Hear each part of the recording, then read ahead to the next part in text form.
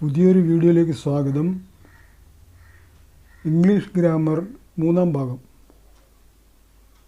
കഴിഞ്ഞ വീഡിയോയിൽ simple present ടെൻസിനെ കുറിച്ച് പറഞ്ഞതിനാൽ ഇനി പ്രസൻറ്റ് കണ്ടിന്യൂസ് ടെൻസിനെ കുറിച്ച് പറയാം.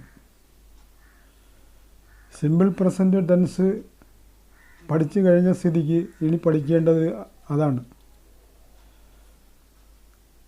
സിമ്പിൾ പ്രസൻറ്റ് ടെൻസിൽ നിന്നും ചെറിയ വ്യത്യാസമേ പ്രസൻറ്റ് കണ്ടിന്യൂസ് ടെൻസിലുള്ളൂ. പക്ഷേ ആ വ്യത്യാസം അറിഞ്ഞില്ലെങ്കിൽ സംഗതി ആകെ മോശമാകും. ആ വ്യത്യാസം അറിയാൻ കള്ളൻ്റെ പിന്നാലെ ഓടുന്ന പോലീസുകാരൻ്റെ കാര്യം എടുക്കാം. ആ ഓട്ടം നിങ്ങളിപ്പോൾ കാണുന്നു എന്ന് വെക്കുക. കേവല വർത്തമാനകാലത്തിൽ, അതായത് സിമ്പിൾ പ്രസൻറ്റ് ടെൻസിൽ എങ്ങനെ പറയും? Policeman runs. പക്ഷേ പോലീസുകാരൻ കള്ളൻ്റെ പിന്നാലെ ഒന്ന് ഓടി നിർത്തുകയല്ല ചെയ്യുന്നത്. പോലീസുകാരൻ കള്ളൻ്റെ പിന്നാലെ ഓടിക്കൊണ്ടിരിക്കുകയാണ്. പോലീസുകാരൻ്റെ ഓട്ടം അല്പം തുടർന്നുകൊണ്ടിരിക്കുന്ന പ്രക്രിയയാണ്. ഈ തുടർച്ച കാട്ടാനാണ് നാം പ്രസൻറ്റ് കണ്ടിന്യൂസ് ടെൻസ് ഉപയോഗിക്കുന്നത്. Policeman is running. പോലീസുകാരൻ ഓടിക്കൊണ്ടിരിക്കുന്നു. സിമ്പിൾ പ്രസൻറ്റ് ടെൻസിൽ നിന്ന് പ്രസൻറ്റ് കണ്ടിന്യൂസ് ടെൻസിലേക്ക് വരുമ്പോഴുള്ള വ്യത്യാസം കണ്ടില്ലേ? ആദ്യത്തേതിൽ പോലീസുകാരൻ ഓടുന്നു, രണ്ടാമത്തേതിലോ ഓടിക്കൊണ്ടിരിക്കുന്നു. സിമ്പിൾ പ്രസൻറ്റ് ടെൻസും പ്രസൻറ്റ് കണ്ടിന്യൂസ് ടെൻസും തമ്മിലുള്ള വ്യത്യാസം എന്തെന്ന് ഇപ്പോൾ മനസ്സിലായിരിക്കുമല്ലോ. വർത്തമാനകാലത്തിൽ ഒരു സാമാന്യ വിവരം പറയുന്നതിന് സിമ്പിൾ പ്രസൻറ്റ് ടെൻസ് ഉപയോഗിക്കുന്നു. അല്പം കൂടി കാലദൈർഘ്യമുള്ളത് പറയാൻ കണ്ടിന്യൂസ് ടെൻസ് ഉപയോഗിക്കുന്നു. പക്ഷേ ഇവിടെ ഒരു ആക്സിലറി വെർബ്, അതായത് സഹായക്രിയ കൂടിയുണ്ട്.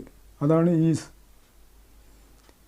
ഈ സഹായക്രിയയും സാധാരണ ക്രിയയോടുകൂടി ING ചേർത്താൽ പ്രസൻറ്റ് കണ്ടിന്യൂസ് ടെൻസായി.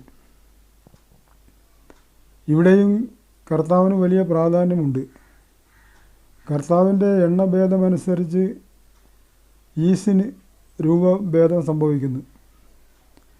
നേരത്തെ പറഞ്ഞതുപോലെ കർത്താവ് ഏകവചനമോ ബഹുവചനമോ എന്നത് തന്നെ ഇവിടെയും മാനദണ്ഡം. പോലീസ്മാൻ ഏകവചനമായതുകൊണ്ടാണ് ഈസ് വന്നത്. ബഹുവചനമാകുമ്പോൾ ആർ എന്ന് വരുന്നു. പോലീസ്മാൻ ഒരാളായതുകൊണ്ട് ഈസ് ഉപയോഗിക്കുന്നു. The policeman is running. പോലീസുകാരൻ ഓടിക്കൊണ്ടിരിക്കുന്നു. പോലീസ്മെൻ ഒന്നിൽ കൂടുതലായതിനാൽ ആർ ഉപയോഗിക്കുന്നു. The policemen are running. പോലീസുകാർ ഓടിക്കൊണ്ടിരിക്കുന്നു. ഇത് മനസ്സിലായല്ലോ. കർത്താവ് എപ്പോഴെപ്പോൾ ഏകവചനമാകുന്നുവോ അപ്പോഴൊക്കെ പ്രസൻറ്റ് കണ്ടിന്യൂസ് ടെൻസിൽ ഈസ് എന്നും, എപ്പോഴൊക്കെ ബഹുവചനമാകുന്നുവോ അപ്പോഴൊക്കെ ആർ എന്നും ചേർത്ത് സാധാരണ ക്രിയയോടൊപ്പം ING ചേർത്താൽ പ്രസൻറ്റ് കണ്ടിന്യൂസ് ടെൻസായി. ഈ മാതൃകയിൽ ഏറ്റവും എളുപ്പമുള്ള ഉദാഹരണങ്ങൾ പറയാം. He is talking. ഏകവചനം, അവൻ സംസാരിച്ചു കൊണ്ടിരിക്കുന്നു.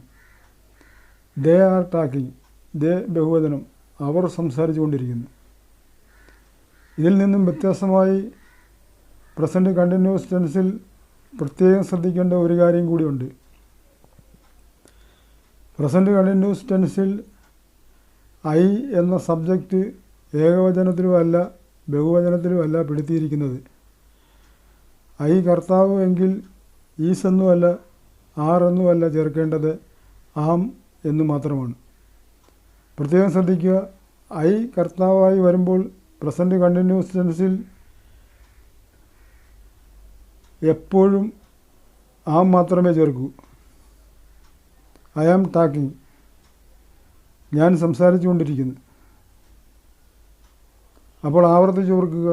പ്രസൻറ്റ് കണ്ടിന്യൂസ് ടെൻസിൽ കർത്താവ് ഏകവചനമെങ്കിൽ ഈസ് എന്നും ബഹുവചനമെങ്കിൽ ആർ എന്നും ഉപയോഗിച്ച് സാധാരണ ക്രിയയോടൊപ്പം ING ചേർക്കുന്നു. കർത്താവ് I ആണെങ്കിൽ ആം എന്നും പ്രസൻറ്റ് കണ്ടിന്യൂസ് ടെൻസിൽ ചേർക്കുന്നു. മനസ്സിൽ പതിഞ്ഞു നിൽക്കേണ്ട ചില ഉദാഹരണങ്ങൾ ഇനി പറയാം. സിമ്പിൾ പ്രസൻറ്റ് ടെൻസും പ്രസൻറ്റ് കണ്ടിന്യൂസ് ടെൻസും തമ്മിലുള്ള വ്യത്യാസം തിരിച്ചറിയാൻ ആദ്യം സിമ്പിൾ പ്രസൻറ്റ് ടെൻസിലും പിന്നെ പ്രസൻറ്റ് കണ്ടിന്യൂസ് ടെൻസിലും 2 ഉദാഹരണങ്ങൾ വീതം പറയാം. ആദ്യം സിമ്പിൾ പ്രസൻറ്റ് ടെൻസിൽ 1. The policeman beats the thief. Simple present tense ഏകവചനം. ആ പോലീസുകാരൻ ആ കള്ളനെ തല്ലുന്നു. 2. The policeman beat the thief ബഹുവചനം. Simple present tense. ആ പോലീസുകാർ ആ കള്ളനെ തല്ലുന്നു. ഇനി പ്രസൻറ്റ് കണ്ടിന്യൂസ് ടെൻസിൽ പറയാം.